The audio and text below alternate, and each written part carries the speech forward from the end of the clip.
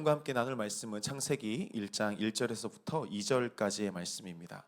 창세기 1장 1절에서부터 2절까지의 말씀을 우리 함께 한 목소리로 봉독하도록 하겠습니다. 태초에 하나님이 천지를 창조하시니라. 땅이 혼돈하고 공허하며 흑암이 깊음 위에 있고 하나님의 영은 수면 위에 운행하시니라. 아멘. 네, 우리 가슴에 손을 얹고 함께 고백할까요? 하나님은 나를 사랑하십니다. 나는 그 사랑 안에 있습니다. 나는 하나님의 형상입니다. 나는 하나님의 꿈입니다. 그렇게 살아갈 것입니다. 아멘. 반갑습니다. 2026년에 우리 교회 표가 이 앞에 적혀져 있죠. 성령의 능력으로 영적 돌파를 하라라는 주제를 가지고 우리가 또 2026년을 함께 나아가기 원합니다. 그래서 그 2026년 한 해 동안에 성령의 능력으로 믿음의 돌파를 누리시게 되는 우리 꿈꾸는 게 모든 성도님들 되시기를 주님의 이름으로 축복합니다. 지난 한 해 동안 수요 성령 집회에서 저는 예수님의 마음이라는 주제로 계속해서 말씀을 나눴습니다. 왜냐하면 예수님이야말로 우리가 닮아가야 할 최종 목적지이자 또 우리가 마땅히 걸어가야 할 그 길이기 때문입니다. 예수님께서 몸소 보여주셨던 그 겸손과 온유 그리고 그 사랑의 길은 우리 모두가 정말 닮고 싶고 또 그렇게 살아내고 싶은 아름다운 길일 것입니다.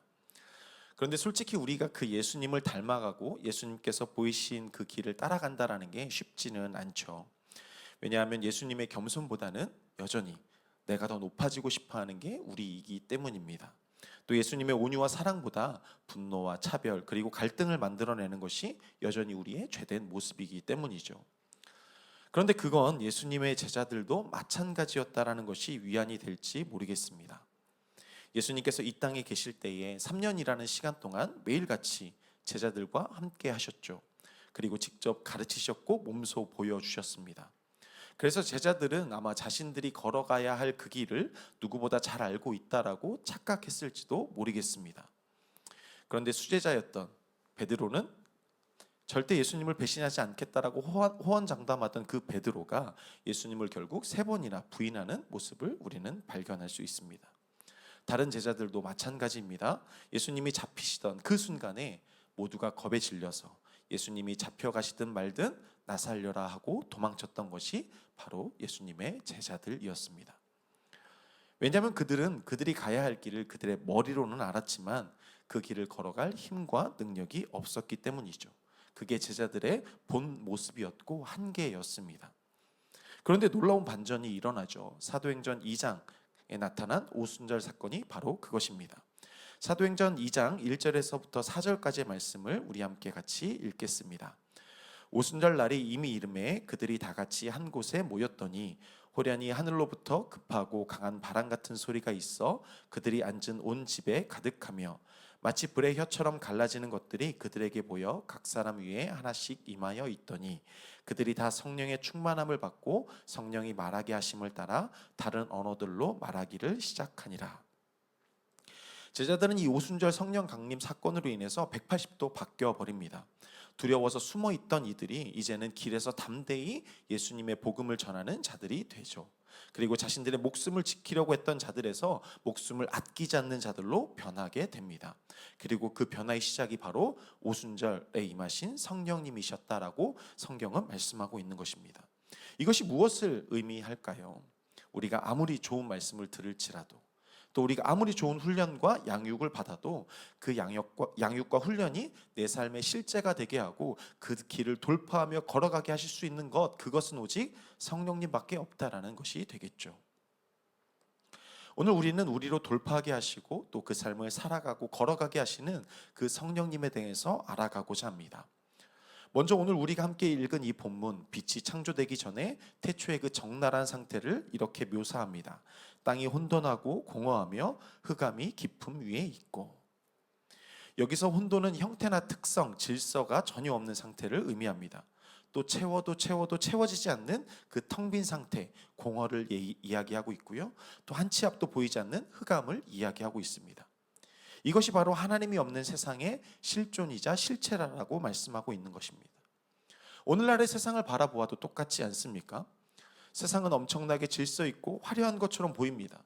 하지만 급속한 기술의 발전이 우리를 더 큰 불안과 혼돈 속으로 밀어넣고 있지 않습니까? 게다가 우리 삶의 기본 시스템인 자본주의는 어떻습니까? 계속해서 우리의 부족함, 우리의 공허함을 자극하죠. 무언가를 계속해서 가져야 한다라고 이야기하고 채우라라고 강요합니다. 더 좋은 차, 더 큰 집을 가져야 행복하다라고 말이죠. 이런 세상 가운데 살아가야 하는 우리, 어느새 이런 질문을 떠올리지 않습니까? 하나님 대체 어디 계십니까? 내 현실이 이렇게 힘든데 하나님이 정말 저와 함께하고 계신 것이 맞습니까? 라는 질문 말이죠. 하지만 사랑하는 여러분, 오늘 본문은 이 의심과 불신을 뒤집을 놀라운 말씀을 하고 계십니다. 2절 말씀을 우리 다시 한번 읽어보겠습니다. 땅이 혼돈하고 공허하며 흑암이 깊음 위에 있고 하나님의 영은 수면 위에 운행하시니라. 땅이 혼돈하고 공허하고 흑암이 깊음 위에 있는 그때에 하나님이 어떻게 하셨다라고 말씀하십니까? 여기는 너무 엉망이라 내가 있을 곳이 못 되네 라고 외면하셨습니까? 그곳을 버리셨습니까? 아닙니다. 하나님은 오히려 그 캄캄한 혼돈의 한복판에서 우리의 인생을 완전히 뒤바꾸실 놀라운 비밀을 말씀하시죠. 바로 하나님의 영이 그 수면 위에 그 혼돈과 공허와 흑암 한가운데서 운행하고 계셨다라는 것입니다. 오늘 이 밤 말씀을 통해 온 세상 위에 운행하시고 그 가운데 우리를 품으시고 돌보시는 그 하나님의 영을 만나게 되는 시간이 되기를 간절히 소망합니다. 그렇다면 여러분, 이 혼돈의 시대를 살아가는 우리가 과연 어떻게 해야 내 삶을 품고 계신 그 성령님의 능력을 경험하며 이 답답한 혼란한 현실을 돌파하며 살아갈 수 있을까요? 오늘 본문은 우리에게 구체적인 세 가지 믿음의 반응을 요청합니다. 첫 번째 메시지는 바로 이것입니다. 이미 품고 계시기에 미리 감사하라는 것입니다. 우리가 앞서 나눈 것처럼 2026년이라는 새해를 희망차게 시작했습니다. 하지만 여전히 며칠 지나지 않았지만 우리 눈앞에 놓인 현실은 여전히 녹록지 않은 현실임을 발견하게 됩니다. 본문 2절이 말하는 혼돈과 공허와 흑암이 어쩌면 오늘 우리가 처한 솔직한 삶의 자리일지도 모르겠습니다.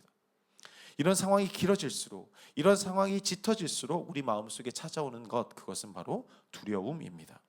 그리고 사탄은 그 두려움을 통해 우리에게 치명적인 거짓말을 속삭이죠.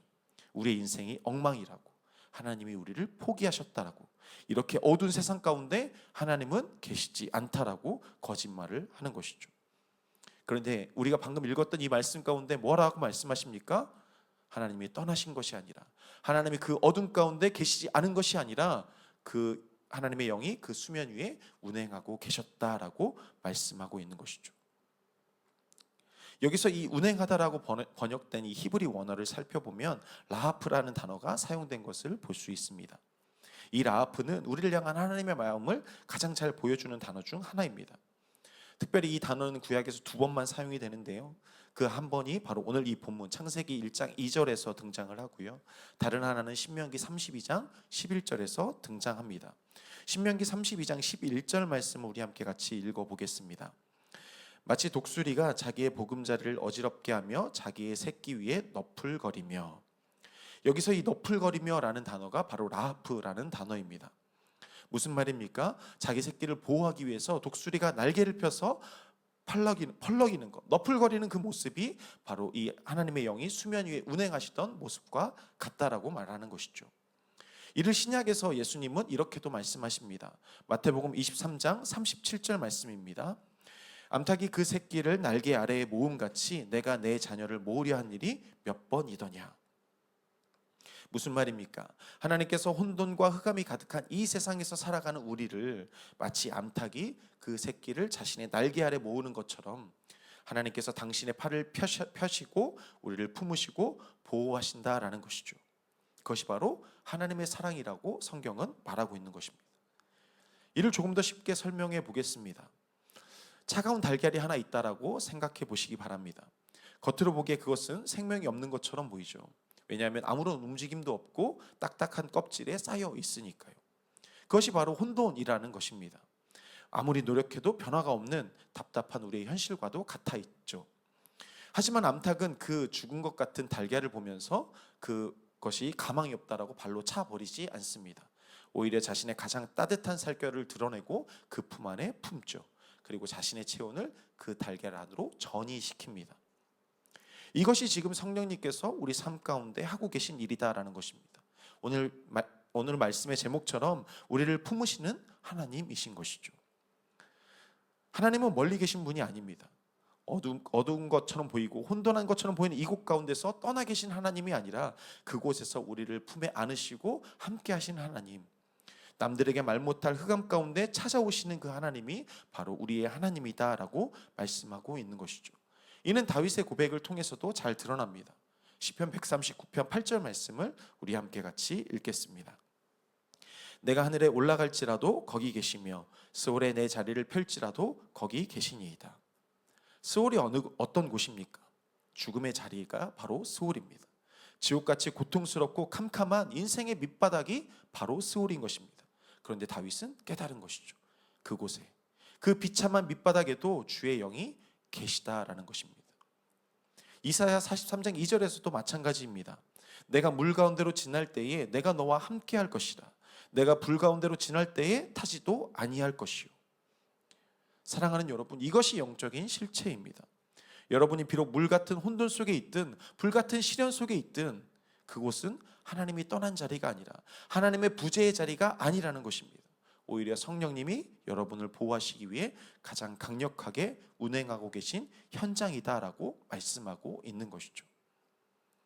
암탉이 알을 품고 있을 때 겉으로는 아무 변화가 없어 보입니다. 하지만 그 안에선 엄청난 일이 벌어집니다. 암탉의 체온이 전해지고 그곳에서 물체처럼 액체처럼 있었던 것이 혈관으로 구성되어지고 심장이 만들어지는 것입니다. 생명이 생겨나는 것입니다. 그리고 껍질을 깨고 나올 때를 기다리는 것이죠. 그렇게 우리는 여기서 첫 번째 믿음의 결단을 해야 하는 것입니다. 바로 우리의 상황이 여전히 혼돈과 어둠 가운데 있을지라도 우리가 먼저 감사해야 한다는 것입니다.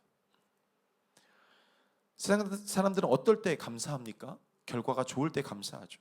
그리고 우리가 전전긍긍하던 그 문제가 해결될 때 웃죠. 감사합니다. 그런데 그건 누구나 할 수 있는 일입니다. 하지만 성령의 사람, 믿음의 사람은 달라야 한다라고 말씀하고 있는 것입니다. 비록 지금 눈에 보이는 현실은 여전히 흑암이고 공허하고 혼돈할지라도 영적인 실체는 성령님께서 나를 품고 계시기에, 여전히 성령님께서 나와 함께 하시기에 그것을 믿음의 눈으로 바라보고 우리는 미리 감사를 선포할 수 있어야 한다는 것입니다. 주님, 지금 내 눈에는 아무것도 보이지 않지만 주님이 지금 내 인생을 품고 계심을 믿습니다. 물 가운데서도 불 가운데서도 나를 버리지 않으시고 타지 않게 하시고 품어주시니 감사합니다라고 말이죠. 그리고 이 감사의 고백이 터져 나올 때 우리 가운데 믿음의 돌파가 일어나게 될 것입니다. 여러분을 품고 계신 성령님을 바라보면서 두려움 대신 감사를 선택하고 선포하는 저와 여러분 되시기를 간절히 기도드립니다. 첫 번째로 여러분과 함께 이미 품고 계시기에 미리 감사하라라는 말씀을 나눴습니다. 그렇다면 두 번째로 성령님이 나를 품고 계신 이 현장 가운데서 우리가 구체적으로 무엇을 해야 할까요? 그것은 바로 나의 힘을 빼고 주권을 내어드리라라는 것입니다. 성령님이 지금 나를 품고 계시다라는 그 사실을 믿는다면, 그리고 그 사실을 믿고 우리가 감사했다면 이제 우리는 구체적인 행동을 해야겠죠. 그것은 바로 내가 주인 된 자리를 내어드리는 것입니다. 우리 교회의 표현으로 하나님 자리에 우리가 앉지 않고 하나님께 하나님의 자리를 돌려드리는 것입니다. 우리는 여기서 아주 냉정하고 뼈아픈 질문을 던져보아야 합니다. 성령님이 이미 내 삶 가운데 운행하고 계시다라는데 왜 내 삶은 여전히 혼란 가운데 있는 것일까? 왜 여전히 내 삶은 무겁고 무언가에 쫓기듯 불안한 것일까? 그 질문의 대답이 무엇입니까? 성령님의 능력이 없으시기 때문입니까? 아니죠. 오히려 우리가 성령님의 품으심을 온전히 신뢰하지 못하기 때문이라는 것입니다. 여전히 내가 내 인생의 주인이 되려고 아둥바둥대고 있다라는 것이죠. 암탉이 알을 품고 있을 때 알에게 가장 중요한 것, 가장 필요한 것이 무엇일까요? 그것은 내가 껍질을 깨고 나가겠다고 안에서 몸부림치는 것일까요? 아닙니다. 오히려 어미의 그 따뜻한 체온을 믿고 그 품 안에서 가만히 있는 것입니다. 알이 답답하다고 스스로 껍질을 깨려고 발버둥치면 어떻게 되겠습니까? 그것은 그냥 죽고 마는 것이죠. 저희 둘째 이야기를 잠깐 하겠습니다. 지난주부터 둘째가 좀 아팠는데요. 이 녀석이 아파서 그런지 자꾸 엄마나 저를 보면서 안아달라고 보채는 거죠. 그것이 너무 안쓰러워서 안아줬는데 이 녀석이 자꾸 엉덩이를 뒤로 빼면서 몸을 비틀기 시작하는 겁니다. 그래서 내려놓으면 또 자지러지게 우는 것이죠. 다시 안으라고요. 가만 보니까 자기가 가고 싶은 곳이 있었던 겁니다. 갖고 싶었던 것이 있었던 거예요. 높은 곳에 있는 누나의 인형이라든지 싱크대 위에 있는 먹을 것이라든지 그리고 제 책상 위에 있는 컴퓨터라든지 말이죠. 그런데 생각해 보십시오. 제품이 아니면 자기가 가고 싶은 곳을 이 둘째가 이제 갓 돌이 된 이 녀석이 갈 수 있을까요? 제가 안고 데려가지 않으면 자기가 갖고 싶은 것, 자기가 먹고 싶은 것을 갖거나 먹을 수 있을까요? 괜히 엉덩이를 빼고 몸을 비틀면 위험하니까 제가 오히려 못 움직이도록 더 꽉 안아서 불편해지거나 아니면 안전을 위해서 바닥에 내려놓음을 당하게 되죠. 그런데 이게 우리의 문제다라는 것입니다. 성령님은 놀라운 능력으로 우리를 품고 계시는데 우리가 그 시간을 참지 못하는 것이죠. 불안하니까 내가 성령님의 품에서 엉덩이를 뒤로 빼고 몸을 비트는 것입니다. 다시 말해서 내가 내 인생의 공급자가 되어보겠다라고 계산기를 두드리는 것이죠. 내가 내 삶의 기준이 되어서 이 혼돈을 내가 갖고 싶은 것들을 직접 정리하겠다라고 나서는 것입니다. 그래서 정리가 될까요? 문제가 해결이 될까요? 오히려 더 꼬이고 우리의 문제가 더 커지는 것을 경험하지 않았습니까? 성경에서도 마찬가지입니다. 성경에서 인간의 힘으로 혼돈을 해결하는 시도가 얼마나 무력한지를 분명히 말씀합니다. 스가랴 4장 6절 말씀을 한번 볼까요? 거대한 성전 재건이라는 과업 앞에 스룹바벨은 서 있습니다. 그리고 막막해하는 그에게 하나님이 이렇게 선포하시는 것입니다. 만군의 여호와께서 말씀하시되 이는 힘으로 되지 아니하며 능력으로 되지 아니하고 오직 나의 영으로 되느니라. 하나님은 단호하십니다. 너의 능력, 너의 스펙으로 되지 않는다. 너의 인맥으로, 너의 힘으로 이 혼돈을 돌파할 수 없다라고 말씀하고 계신 것입니다. 그리고 오직 무엇으로 된다라고 말씀하십니까? 오직 나의 영으로 된다라고 말씀하고 계신 것이죠. 이를 오늘 본문으로 다시 바꿔서 말해본다면 혼돈을 질서로 바꿀 수 있는 것, 그것은 오직 성령의 운행하심으로만 가능하다라는 것이죠. 오늘 본문에서 태초에 있었던 그 땅이 혼돈 가운데서 자기 스스로 자신의 질서를 만들려고 노력했습니까? 아닙니다. 땅은 스스로 또 빛을 만들어내려고 애썼나요? 그렇지 않았습니다. 땅이 한 일, 그것은 바로 그저 성령의 운행하심 아래 자신을 내어드리고 가만히 있는 것이었습니다. 성령님이 덮으시고 품으실 때 땅은 자신의 주권을 주장하지 않았다라는 것입니다. 오히려 온전히 맡겼고 바로 그때 그 혼돈이 질서로 변했다라는 것이죠. 사랑하는 여러분, 우리가 2026년 동안 올 한 해 동안 이루어야 할 진정한 영적 돌파, 그것은 우리가 더 열심히 뛰는 것이 아닙니다. 우리가 그 영적 돌파를 이뤄내겠다라고 애를 쓰는 것이 아닙니다. 오히려 성령 안에서 멈춤이며 성령께 내어드리는 것입니다. 시편 46편 10절은 우리에게 이렇게 명령합니다. 이르시기를 너희는 가만히 있어 내가 하나님됨을 알지어다. 아멘. 여기서 가만히 있어라는 것이 무슨 뜻입니까?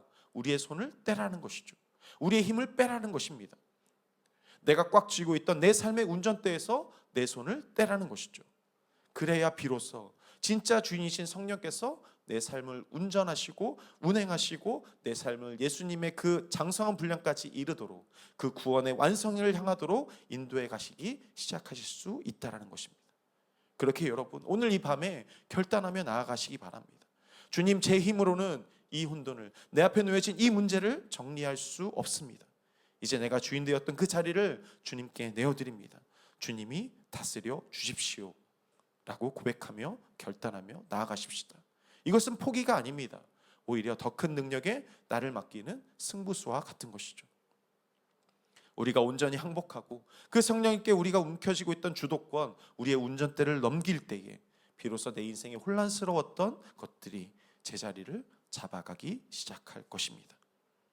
내가 내 힘으로 아등바등할 때 전혀 움직이지 않던, 오히려 꼬여가기만 하던 그 문제들이 성령님의 품 안에서 자연스럽게 풀어지고 회복되기 시작할 것입니다. 그렇게 내 힘을 빼고 주님께 맡겨드림으로 날마다 그 성령의 세밀한 인도하심을 따라가는 그런 복된 삶을 누리시는 저 여러분 모두가 되기를 간절히 소망합니다. 그때 우리에게 주어지는 놀라운 변화가 있다라고 성경은 말합니다. 그것은 바로 이제 일하시는 성령님을 기대하게 된다라는 것입니다. 우리가 우리 삶의 주권을 내어드리고 성령의 품 안에 거하기 시작할 때, 그렇게 결단할 때 우리 내면에서는 이전에 없었던 아주 신비롭고 놀라운 일이 벌어지기 시작합니다. 그것은 바로 거룩한 움직임입니다. 그 거룩한 움직임이 무엇일까요? 그건 바로 오늘 본문의 운행하다라는 단어에서 그 진짜 의미를 찾아볼 수 있습니다. 여러분, 우리말로 운행이라는 단어를 들을 때 여러분에게 가장 먼저 떠오르는 것은 어떤 것입니까? 혹시 버스나 지하철과 같은 운송수단이 떠오르진 않으십니까?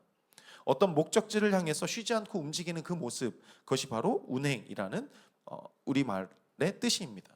그런데 성경에서 나타난 운행의 의미는 조금 더 구체적입니다.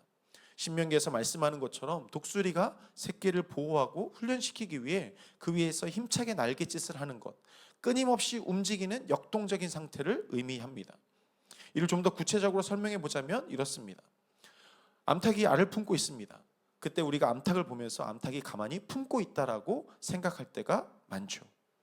하지만 실제로는 그 어미닭은 가만히 있지 않습니다. 자신의 발을 계속해서 움직여서 자신 품고 있는 그 알이 끊임없이 굴러가도록 만들고 있습니다. 왜냐하면 암탉이 자신의 발로 그 달걀을 굴리지 않으면 배아가 그 껍질 한쪽에 눌러붙어 버리기 때문입니다. 그렇게 눌러붙어 버리면 이 배아는 생명력을 잃어버리기 때문이죠. 그래서 어미는 이 달걀이 병아리로 다시 태어날 수 있도록 계속해서 잠시도 쉬지 않고 그 알을 굴려주는 겁니다. 그렇게 움직이고 있는 것이죠. 이것이 바로 창세기 1장에서 말하는 운행하신 그 하나님의 영의 모습입니다. 성령님은 혼돈과 공허 그리고 그 깊은 흑암의 바다 위에서 그냥 가만히 관망하고 계셨던 것이 아니라는 것이죠. 그냥 지켜보고 계셨던 것이 아닙니다. 마치 독수리가 날개를 치듯, 그리고 어미닭이 그 품 안에서 달걀을 굴리듯 죽어있는 그 혼돈과 어둠 속에서 생명을 불어넣기 위해 일하고 계셨다라는 것이죠. 부지런히 움직이고 계셨다라는 것입니다. 바로 이 지점을 우리는 기억해야 합니다. 내가 내 인생을 붙들고 발버둥 칠 때는 성령님의 움직임이 전혀 느껴지지 않죠. 오히려 혼란과 공허만이 나를 지배할 뿐입니다. 하지만 내가 힘을 빼고 내 삶의 주권을 성령님께 내어드리는 그 순간, 나를 위해 쉬지 않고 움직이고 계시는 그 성령님의 거룩한 움직임이 느껴지기 시작한다는 것입니다. 그리고 그때 우리 안에 일어나는 변화, 그것이 바로 성령님의 일하심을 기대하게 된다라는 것입니다.